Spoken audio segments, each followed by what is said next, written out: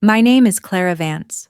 I am 31 years old, a licensed historic preservation architect, and the invisible engine that keeps my family's reputation from rotting into the marsh.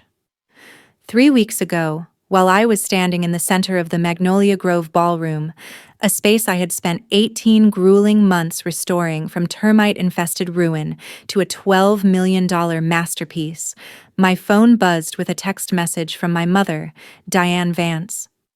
It didn't start with hello or how are you. It simply read, "Please do not come to the anniversary gala tonight. We have invited the Charleston elite, and we do not want to explain your situation to the Pickneys or the Ravenels. When it is better for everyone if you stay invisible." I read those words while holding a set of original 1840s brass door keys that I had personally tracked down from an antique dealer in New Orleans. I thought about the sweat I'd poured into the floorboards beneath my feet. I thought about the structural beams I had reinforced so my parents could safely dance the foxtrot without falling into the basement. I didn't reply. I didn't call her crying. I simply pocketed the keys, walked out the service entrance, and waited for the moment when my parents would realize that you cannot insult the architect and then expect the building to protect you. Before I tell you how the ceiling of their perfect life came crashing down, if you have ever been the child who did all the work while the golden child got all the credit, please take a second to like this video, subscribe to the channel, and turn on notifications. I want to know where you are listening from right now. Drop your city and the current time in the comments below. To understand why I didn't burn the place down right then and there, you have to understand the specific ecosystem of the Vance family in Charleston, South Carolina. In this city, your last name is a currency that fluctuates based on who your grandfather was and which table you get at the yacht club. My parents, Richard and Diane, were millionaires in debt, but billionaires in pretension. They lived their lives according to a script written in 1950, where appearances were the only religion that mattered. My father was a consultant for firms that never seemed to actually produce anything, and my mother was a professional committee member, the kind of woman who spent 40 hours a week planning charity luncheons to raise money for people she would never actually speak to in person. And then, there were the daughters. We were the two pillars of their public image, or at least, we were supposed to be. My older sister Victoria was the masterpiece. She was blonde, pliable, and had the good sense to marry Brandon, a private equity manager with a trust fund and a jawline that looked good in tennis whites. Victoria was the golden child because she validated my parents' existence. She gave them the country club wedding, the grandbabies in smocked linen, and the endless stream of photos for the holiday card. I, on the other hand, was the construction mistake. I didn't care about debutante balls. But I cared about load-bearing walls. When I told my father I wanted to study architecture, he sneered and asked if I planned to lay bricks with the laborers. When I got into the top preservation program in the country, my mother told her friends I was finding myself in art school. They didn't understand that preservation architecture isn't about picking paint colors. It's about forensic engineering, chemical analysis, and structural pathology.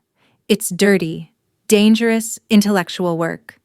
But to Richard and Diane Vance, I was just the daughter who came to dinner with dust under her fingernails and smelled like sawdust instead of Chanel No. 5. For 10 years, I accepted my role as the family disappointment, and I watched them fawn over Victoria's latest vacation to the Amalfi Coast while ignoring my promotion to senior associate at the region's most respected heritage firm. I watched them frame Victoria's Junior League Volunteer of the Year certificate in the hallway, while my accolades, awards from the historic Charleston Foundation, citations for saving endangered landmarks, sat in a box in my closet. I stopped trying to explain my career to them the Thanksgiving of 2022, when my mother introduced me to a senator as Clara, our little bohemian who fixes up old shacks. I just smiled and drank my wine, because I knew something they didn't. The shack I was working on was the senator's own ancestral home, and he was paying my firm $100,000 for my expertise. But the real fracture, the break that couldn't be mended, It began 18 months ago when the Magnolia Grove project landed on my desk. Magnolia Grove was a legend in South Carolina, a massive pre-Civil War estate that had been abandoned for 50 years. The roof had collapsed, the verandas were rotting, and the grounds were swallowed by kudzu. A consortium of investors, led by the National Trust, had purchased it with the intent of turning it into the premier event venue on the East Coast. It was a career-defining project. My boss, a man of few words named Mr. Sterling, called me into his office and said, "Clara, you're the only one who has the patience for this. The wood rot alone is a nightmare. I'm making you lead architect. Don't screw it up." For the next year and a half, I ceased to be a person. I became a ghost haunting that estate. I was there at 5 a.m. to supervise the masonry crews. And I was there at midnight analyzing mortar samples. I fought with city inspectors, I negotiated with temperamental artisans, and I personally hand-stripped layers of lead paint from the grand staircase banister because I didn't trust anyone else to do it without damaging the mahogany. I saved that building. I breathed life back into its lungs, and I did it all without telling my parents a single detail. Why would I? To them, I was just working on some job site. They never asked. They never cared. Until 3 months ago. I was at Sunday dinner, a mandatory torture session where I was expected to sit silently while Victoria talked about her new tennis instructor, when my mother clinked her fork against her wine glass. "We have an announcement," she beamed, looking at my father with that predatory sparkle she gets when she's about to spend money she doesn't have. For our 40th wedding anniversary, we have decided to do something truly spectacular. We have secured the very first private booking at the newly restored Magnolia Grove estate. My fork froze halfway to my mouth. They were booking my building. "It's the event of the season," Victoria chimed in, flipping her hair. "Brandon knows the board of directors, so he pulled some strings to get Mom and Dad the opening date. It's going to be exclusive, very high society." I sat there, stunned. Brandon didn't know the board. Brandon knew a guy who knew a guy, and they hadn't secured anything. The venue had opened its calendar to the public that morning. But I didn't correct them. I just asked quietly, "Magnolia Grove? That's a big restoration project." My father waved his hand dismissively. "Oh, they finally cleaned the place up. It used to be a dump, but apparently, they've spent millions making it palatable. It's the only venue in Charleston that fits the caliber of guests we're inviting. The senator will be there, the bishop, the entire board of the yacht club."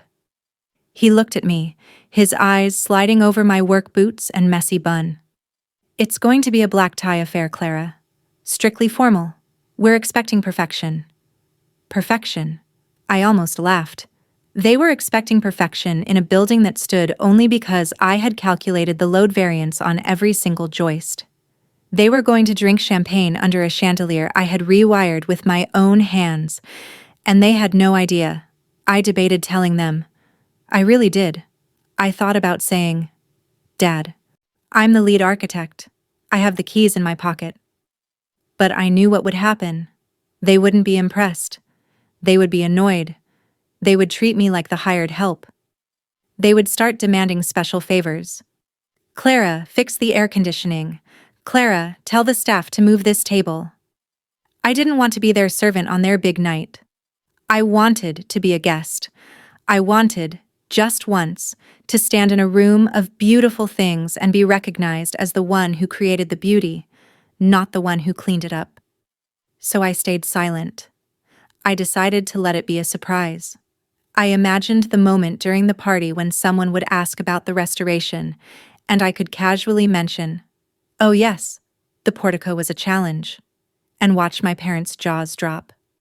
It was a naive fantasy. I should have known that in the Vance family, there is no room for two successes. There is only the stage and the audience, and I was never meant to be on stage. The weeks leading up to the party were a blur of double duty. By day, I was Clara the architect, wearing a hard hat and screaming at electricians to hide the conduit pipes. By night, I was Clara, the daughter, receiving group texts from Victoria about color palettes and seating charts that I wasn't allowed to edit. I worked 18-hour days to ensure Magnolia Grove was ready for their deadline. I personally inspected the HVAC system to ensure it could handle the body heat of 200 narcissists. I polished the brass door handles until I could see my own tired reflection in them. 2 days before the gala, the final inspection was passed. The building was ready. It was breathtaking.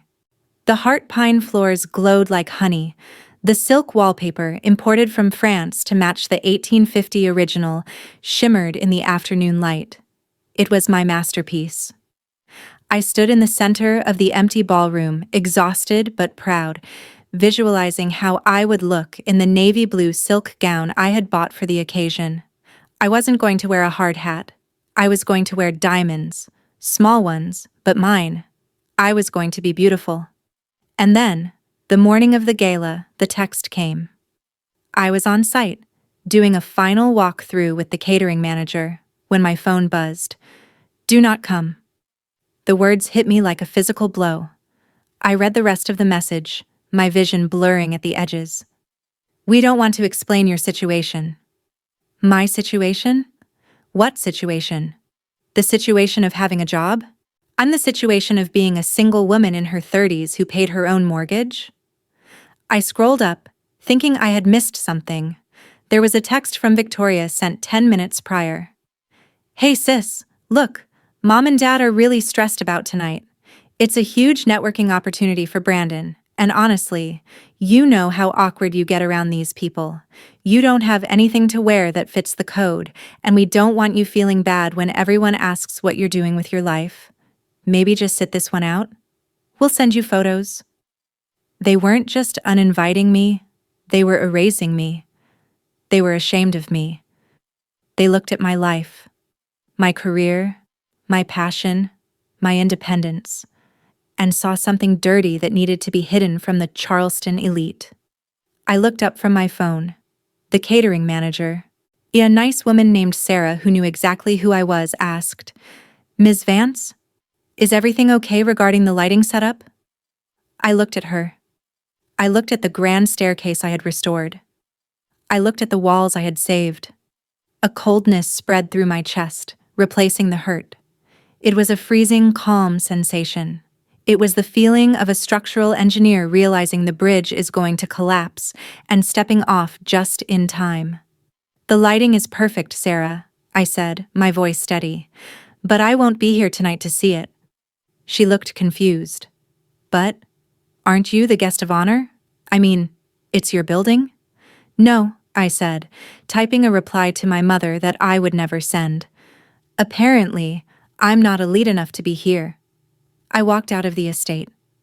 I sat in my truck in the parking lot for a long time, watching the florists arrive with thousands of dollars of white hydrangeas. I watched the valet stand being set up. I watched the world preparing to celebrate my parents in my house. And then, my phone buzzed again. An email. Not from my family. From the American Institute of Architects. Subject: Confidential, 2026 National Preservation Award winner. I opened it. "Dear Ms. Vance, we are pleased to inform you that your work on the Magnolia Grove estate has been selected for the Gold Medal in Historic Preservation. This is the highest honor in our field. We would like to present the award publicly, tonight." I stared at the screen. Tonight. The universe has a twisted sense of humor, but sometimes it hands you a sledgehammer exactly when you need it. My parents wanted a night of exclusive, high society perfection, and they wanted to pretend their architect daughter didn't exist. Well, they were about to get exactly what they asked for. A night where the architect was the only thing anyone would be talking about. I put the truck in gear and drove away. I wasn't going home to cry. I was going to the mall. I had a dress to return, and a much more expensive one to buy. Because if I was going to crash a party I was banned from, I wasn't going to do it as Clara the scapegoat. I was going to do it as Clara Vance, the owner of the damn building.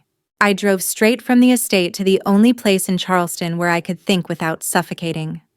The Battery Wall overlooking the harbor, but not before making the most important phone call of my career. My hands were shaking, not from sadness, but from the adrenaline of a soldier realizing she has been handed a loaded weapon. I dialed Dr. Helena Thorne, the executive director of the National Trust and the woman who had signed my award letter. Helena is a force of nature, a 60-year-old architectural historian who wears bespoke suits and terrifies developers for sport. She answered on the second ring. Clara. Her voice was crisp. I assume you received the email. I hope you're sitting down because the board is ecstatic. We've never given the gold medal to someone under 40 before. I took a deep breath, watching a container ship slowly navigate the channel. I saw it, Helena. Thank you. It's more than I ever expected. Well, you earned it, she said. The restoration is flawless, which brings me to tonight. I'm currently at the Dewberry Hotel getting ready. I assumed I'd see you at the gala? I know it's your parents' anniversary, which is a charming coincidence, but I intend to hijack the toast at 8 p.m. to announce the award. I want you on stage with me. The silence that followed was heavy. I looked at the dashboard of my truck, covered in a fine layer of drywall dust. Helena, I said quietly. I wasn't invited. There was a pause on the line, sharp and sudden. Excuse me? My parents, I said, keeping my voice neutral, have uninvited me. They told me that my presence would be awkward for their guests. They don't know about the award. They don't even know I'm the lead architect. They think I just work construction. Helena Thorne let out a sound that was half laugh, half growl. Clara, are you telling me that Richard and Diane Vance are hosting a gala in a building you saved, attending a party funded by their daughter's labor, and they have banned the guest of honor from entering? Yes, I said. And they told me to stay invisible. Incredible, Helena murmured, and I could hear the click of her lighter. Absolutely incredible. Well, we can't have that. I'll make a call to the venue manager and have you added to the VIP list immediately. No, I cut in. Don't. I watched a seagull dive into the water. If you add me to the list, they'll see it. They'll make a scene before the party starts. When they'll find a way to block me or guilt me into leaving. I need to walk in when it's too late for them to stop me. Helena was silent for a moment, assessing the strategy. She was a woman who understood power dynamics better than anyone. What are you proposing, Clara? I'm proposing that you don't say a word to them, I said, my plan forming in real time, sharp and structural like a blueprint. Let them have their cocktail hour. Let them play the perfect hosts. Let them tell whatever stories they're telling. And then, when you get up for that toast, just call my name. I could hear the smile in her voice when she replied. 8 p.m., Clara. Don't be late, and dress the part. If we're going to drop a bomb, let's make sure it looks expensive. I hung up and drove to King Street. I didn't go to the department stores where my mother shopped. I went to a boutique that sold gowns that cost more than my first car. I had $10,000 in my savings account, money I had been saving for a down payment on a house. I decided to spend a chunk of it right then and there. I found it on the second rack. A floor-length emerald green silk gown with a structural neckline that looked like it had been sculpted rather than sewn. It was elegant, severe, and commanded attention. It was the kind of dress you wear when you own the room, not when you're serving drinks in it. As the tailor pinned the hem, I pulled out my phone to kill time. That's when I found the lie. I opened Facebook, a place I rarely visited, and navigated to my mother's profile. She had posted a photo of the Magnolia Grove exterior an hour ago, wherein the caption read, "So blessed to celebrate 40 years of love tonight at this stunning venue. We are heartbroken that our youngest, Clara, cannot be with us due to her ongoing health struggles, but we know she is resting and healing.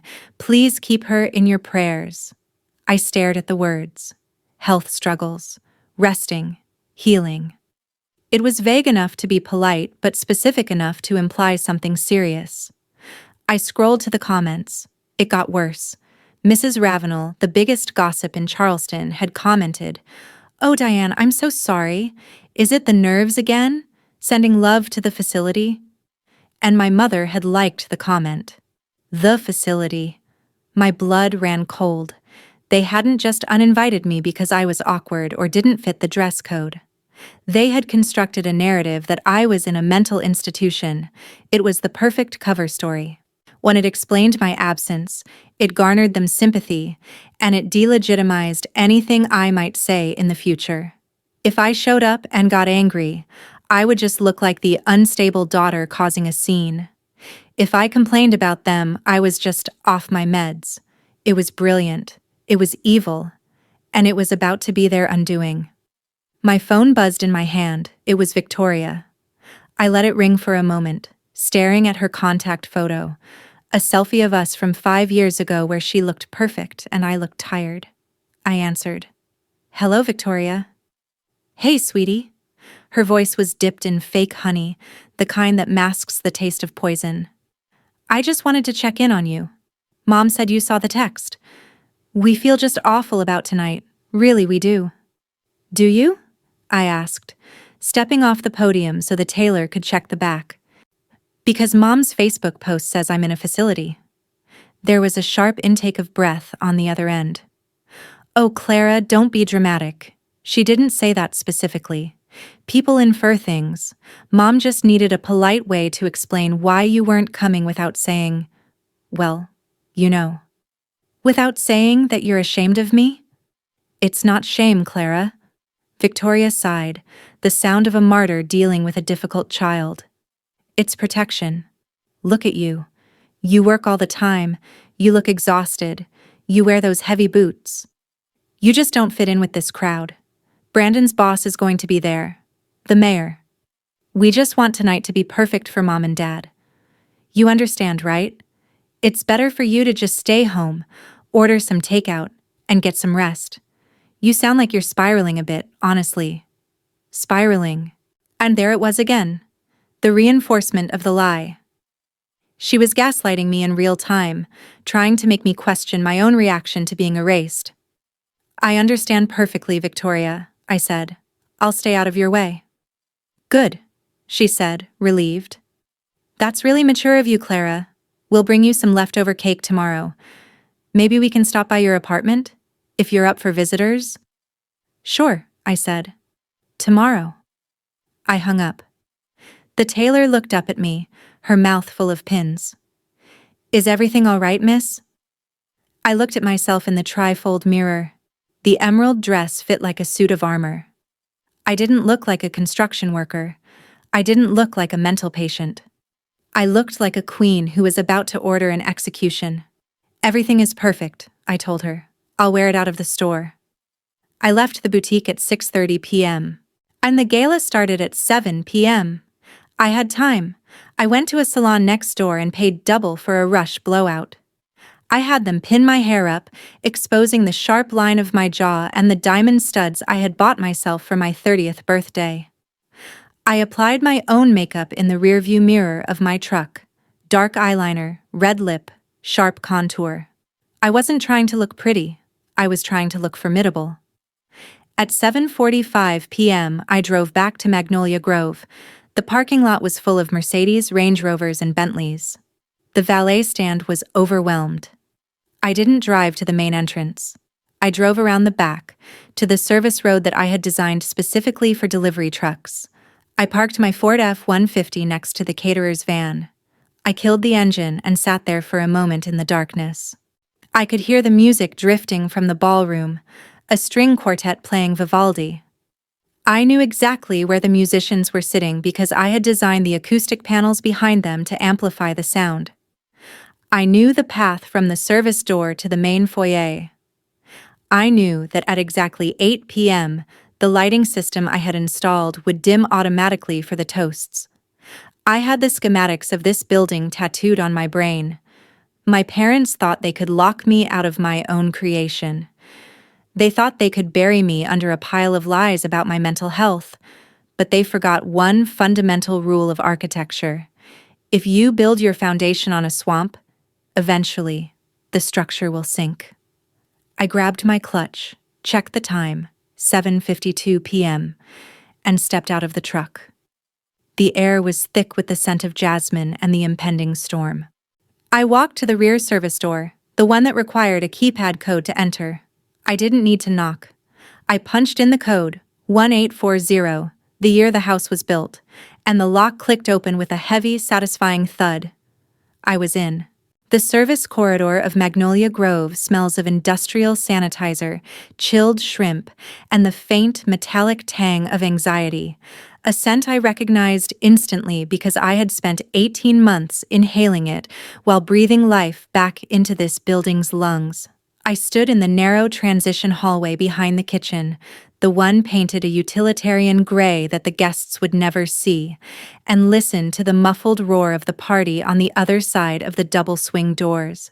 It was a strange, disassociating sensation, standing in the dark arteries of a body I had surgically reconstructed, hearing the blood pumping through it in the form of laughter and clinking crystal, knowing that to the people inside, I was nothing more than a rumor, a cautionary tale, a situation to be managed.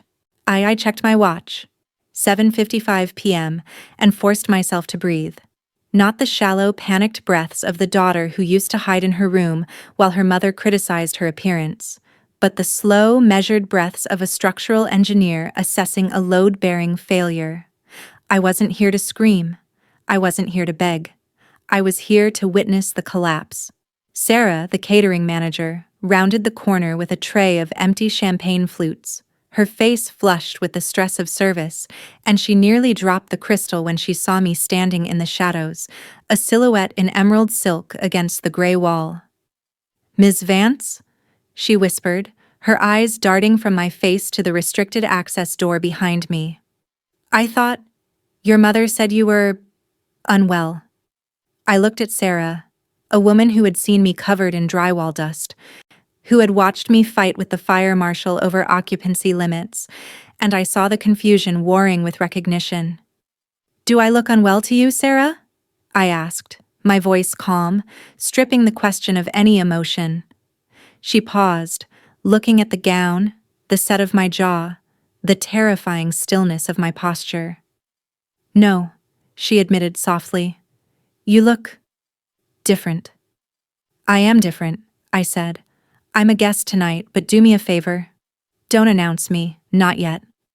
She hesitated, the instinct to follow the run of show battling with the obvious authority I was projecting, and then she nodded, a small conspiratorial gesture that told me she knew exactly who really ran this building. "The toast is at 8 o'clock, she whispered. "They're clearing the floor now." I nodded and moved past her, deeper into the house, navigating the labyrinth of service passages with my eyes closed, my fingers trailing along the walls I had sanded, feeling the vibrations of the music through the plaster.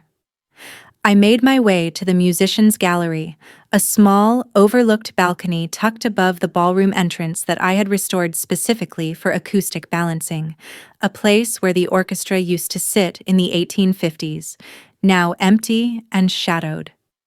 I stepped into the darkness of the gallery and looked down. The view was panoramic. The ballroom was a sea of black tuxedos and designer gowns, a shifting tide of Charleston's old money and new ambition swirling under the golden light of the chandelier I had saved. And there, in the center of the current, were my parents, Richard and Diane Vance. They looked radiant, I'll give them that. My mother was wearing a burgundy Valentino gown that I knew cost more than my tuition for a semester of grad school, her head thrown back in a laugh that looked effortless from a distance, but which I knew, from years of study, was carefully calibrated to show off her neck. My father stood beside her, his hand resting on the shoulder of Judge Harrison, looking every inch the benevolent patriarch. They were performing. That's what this was. It wasn't a celebration of 40 years of marriage. It was a theatrical production designed to convince the audience that the Vance dynasty was intact, solvent, and superior. I watched my sister, Victoria, moving through the crowd like a swan, accepting compliments, touching arms, playing her role as the perfect heir, and for a moment, I felt a phantom ache in my chest, the old, childish wish that I could just go down there and be part of it, that I could fix whatever was broken in me that made them reject me. But then I heard it. The acoustics in the gallery were perfect. I had designed them to be. And voices drifted up to me with startling clarity. I saw Mrs. Ravenel, the gossip matriarch, lean in toward my mother near the fireplace. "Diane, the venue is simply breathtaking," she said, her voice carrying.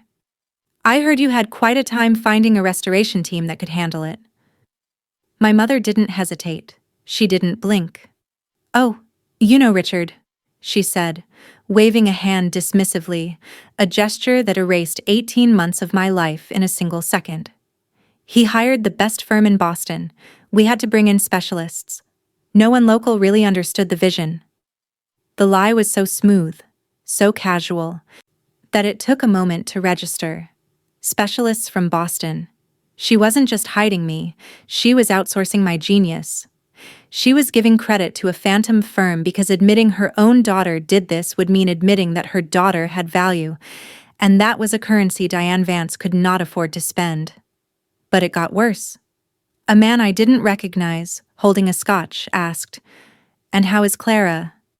"We missed her at the club this summer." My father answered this time. His voice dropped to a somber, confidential register, the tone of a man sharing a heavy burden. "We're doing what we can, Bob. It's complicated. She has these episodes. We thought the pressure of a night like this would be too much for her fragile state. She's safer where she is. Safer where she is." The words hung in the air, suspended in the golden light. He made it sound like I was in a padded room, like I was a danger to myself or others.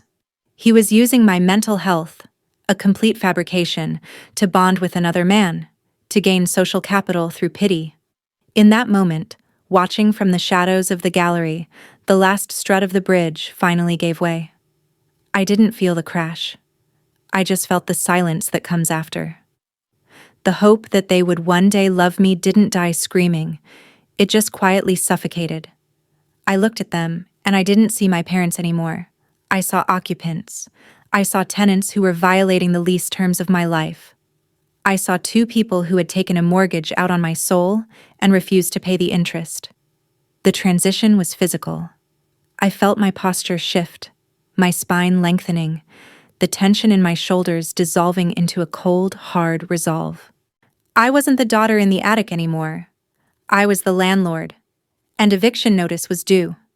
I turned away from the balcony and walked back into the corridor, my heels clicking a rhythm that sounded like a countdown. I pulled out my phone and texted Helena Thorne, "I'm in position. Do not introduce me as their daughter. Introduce me as the architect."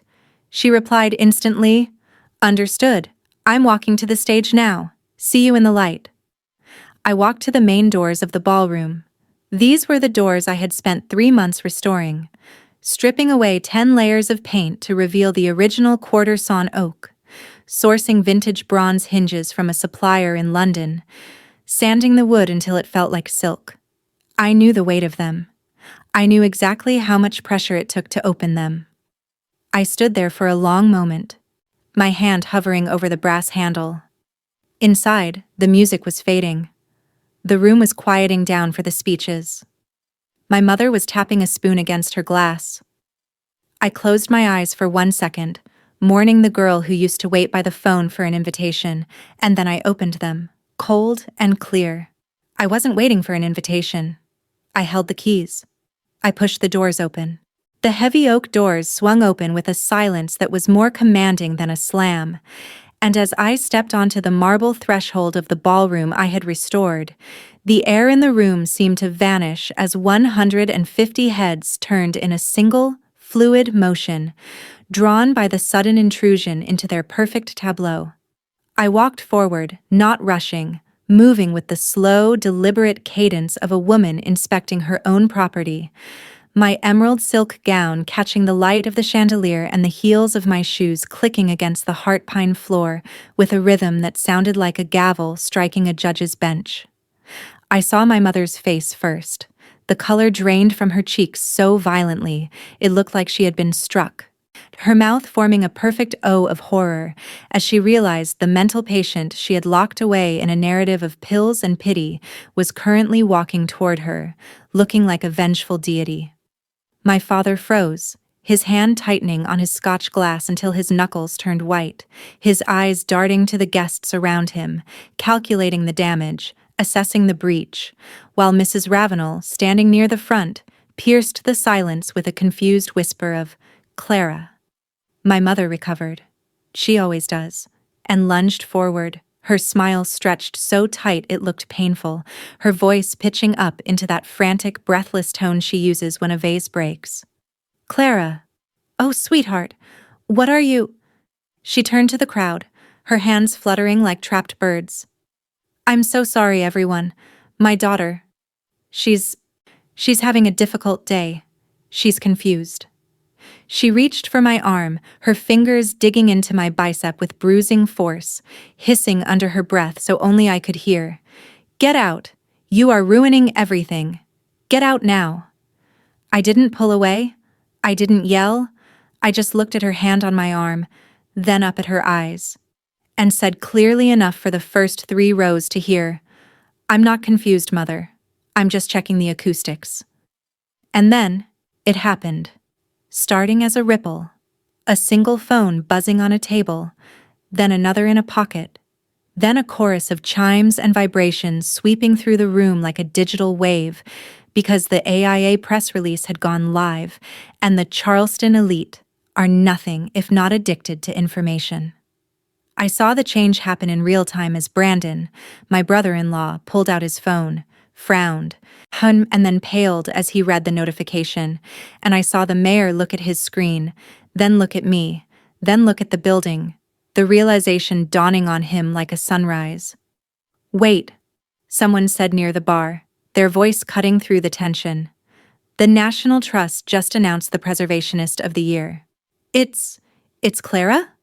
Another voice asked, incredulous. My mother froze, her grip on my arm slackening. "What?" she snapped, forgetting her audience. "What are you talking about?" She didn't have to wait for an answer because Dr. Helena Thorne chose that exact moment to step onto the low stage, taking the microphone from my father's stunned hand and looking not at my parents, but straight at me.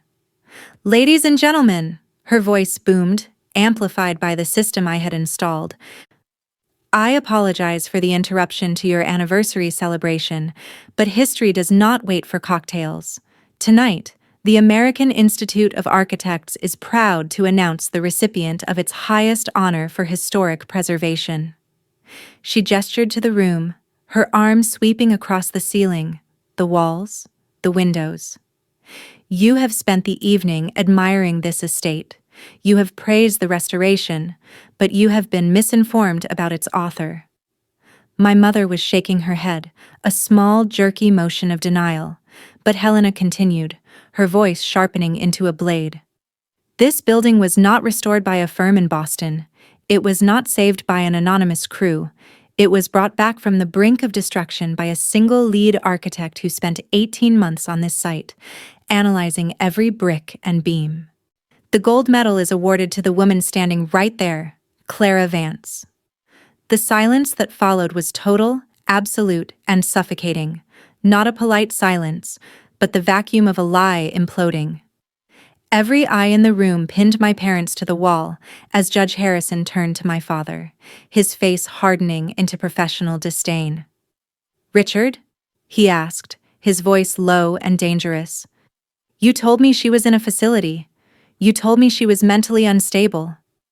My father opened his mouth, but no sound came out. "She's not unstable," the mayor said, reading from his phone, his voice carrying in the quiet room. "According to this, she's a visionary genius who just saved the most important landmark in the county." The murmurs started then, a hive of whispers turning into a roar of judgment. They lied? Why would they lie about their own daughter? Jealousy? She did all this? And my mother looked around the room, seeing her social capital vaporize in seconds. She turned to me, her eyes pleading, begging me to play along, to faint, to scream, to be the crazy daughter she needed me to be to save her reputation. Clara, she whispered, tell them you're sick. I looked at her, and for the first time, I saw her not as a giant, but as a small, frightened woman standing in a house she couldn't afford, amidst people she couldn't fool anymore. I'm not sick, Mother, I said, my voice calm, projecting to the back of the room without a microphone. I'm just the architect, and I believe my work is done here.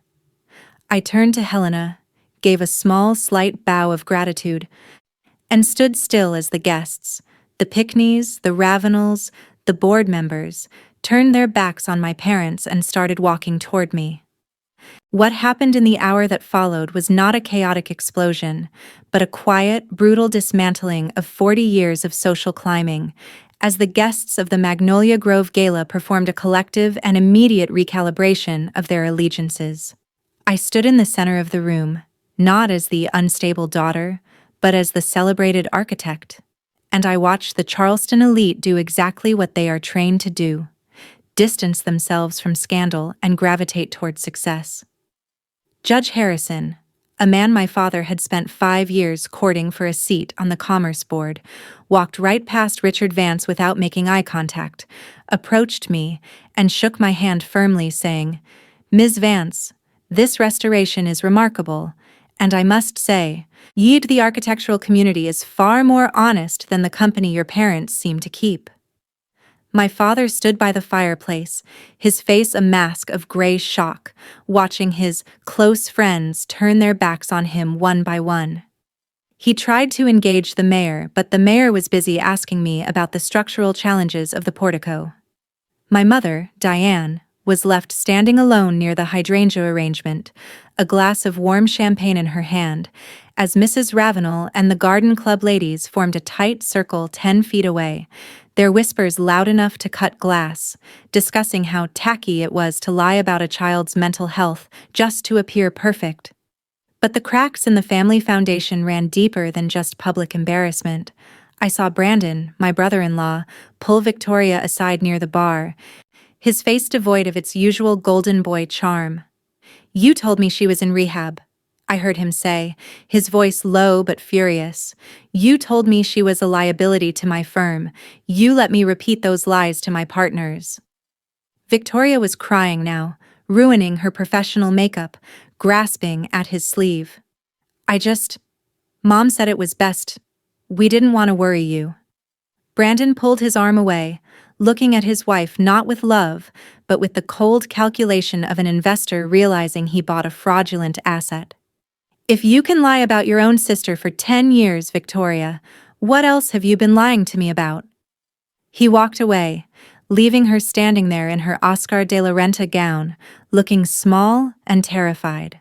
I didn't feel triumph. I didn't feel glee. I just felt a profound sense of relief, like a heavy coat had finally been taken off my shoulders in the middle of a heat wave. When the crowd began to thin, I didn't stay to gloat. I gathered my things and walked toward the exit. My parents intercepted me near the foyer, blocking the path to the heavy oak doors I had restored. My mother's eyes were rimmed with red, her composure shattered. "Are you happy?" she hissed, her voice trembling. "You humiliated us. On our anniversary. You destroyed everything we worked for." My father stepped in, his voice tight. "We were trying to protect you, Clara.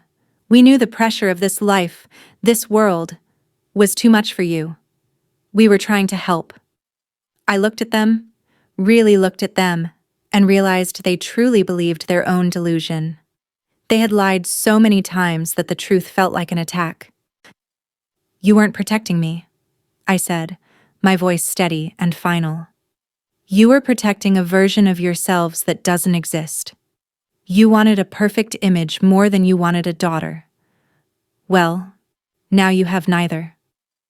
I didn't wait for a response. I walked past them, pushed open the doors, and stepped out into the humid Charleston night. The valet brought my truck around, my dusty, beat-up Ford F-150, and I got in, hiking up my emerald gown to climb into the driver's seat. I drove away from Magnolia Grove without looking back in the rearview mirror. In the months that followed, the karma unfolded with the slow, crushing inevitability of a structural failure.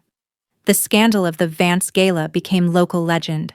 Richard was quietly asked to resign from the yacht club board due to character concerns. Diane stopped attending her charity luncheons because the whispers became too loud to ignore. And Victoria? Well, Brandon filed for separation 3 weeks later, citing irreconcilable differences. Though everyone knew the difference was that he finally saw who she really was. As for me, I didn't go back to them. I didn't answer their texts. I didn't attend Christmas. I accepted the lead position on the governor's mansion restoration in Columbia, a project that would take 5 years and cement my name in history books. I learned that you cannot restore a relationship that was built on a rotten foundation. Sometimes the only safe architectural decision is to condemn the structure and walk away. I built a life that is messy and honest, and entirely mine. And every time I walk into a room now, I don't wait to be invited. I built the room. Thank you for listening to my story. I want to know what you think. Do you believe the parents actually convinced themselves they were protecting Clara? Or was it pure malice from the start? And what about Victoria? Was she a victim of her parents' pressure, or just as guilty? Let me know your thoughts in the comments below. If you enjoyed this story, please like and subscribe for more tales of karma and justice. See you in the next one.